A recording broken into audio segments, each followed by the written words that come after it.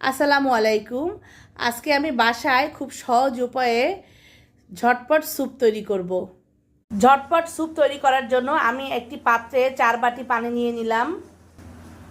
ছোট করে কেটে নেওয়া মুরগির মাংস দিয়ে দিলাম। একটা ডিম দিয়ে দিলাম। স্বাদ মতো লবণ দিয়ে দিলাম। পরিমাণ মতো কর্নফ্লাওয়ার দিয়ে দিলাম। এখন আমি ভালো করে নেড়ে দিব। চুলায় বসিয়ে দিলাম।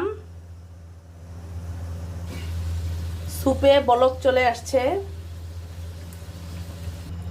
স্যুপ হয়ে আসছে। চুলা বন্ধ করার আগে আমি একটু সস দিয়ে দিলাম। 2টা কাঁচামরিচ দিয়ে দিলাম সামান্য ঝালের জন্য। লেবু রস দিয়ে দিলাম। এখন আমি সুন্দর করে নেড়েচেড়ে তুলে ফেলব। তৈরি হয়ে গেল আমাদের স্যুপ।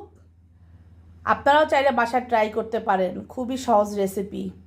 আজকের ভিডিও এ পর্যন্তই। আল্লাহ হাফেজ।